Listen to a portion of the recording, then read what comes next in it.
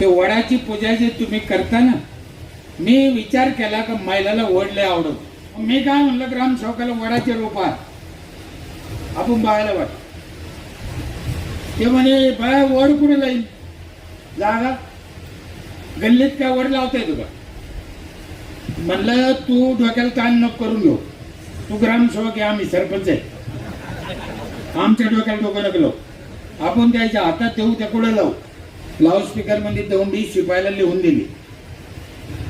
काय दौंडी होती नीट आहे का.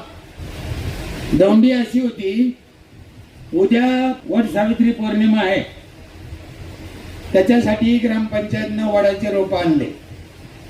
वडाचे रोप पूजणं लय पुण्याचं काम आहे.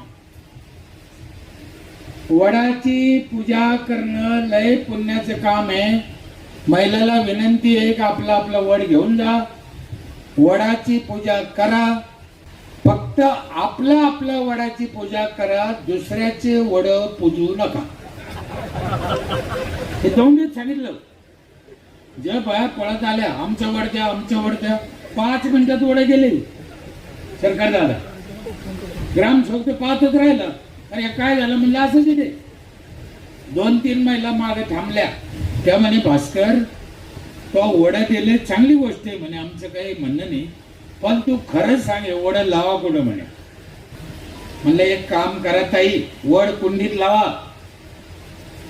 वट्यावर ठेवा, कुठं जागा लागती. हा हे बरं आहे म्हणलं, हे लय सोपं आहे. कुंडीत जर वड लावला आणि वट्यावर ठेवला त्याचे आतोनात फायदे. काय फायदा आहे. वड जर कुंडीत लावला आणि वट्यावर ठेवला तर आपला वड आपल्या डोळ्यापुढे राहतो.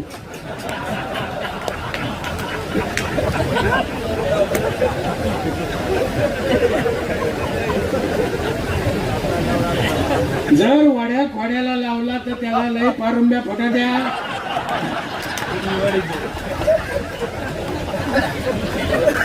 ती आधी तर लई टाळ्या वाजी, ती लय अनुभव दांडगा म्हणून आपला वड आपल्या डोळ्यापुढं. महिला मंडळ एक गोष्ट लक्षात ठेवा, तुम्ही लय भोळे हो. तुमच्या लक्षात कसं येत नाही. माणूस मोठा हरामी आहे, त्याने तुळस डोळ्यापुढे ठेवली. तुम्हाला कधी कळलं. तुळस बी डोळ्यापुढे पाहिजे आणि वड पण डोळ्यापुढेच पाहिजे. हे शिक्षण पण सरपंचानं द्यायचं.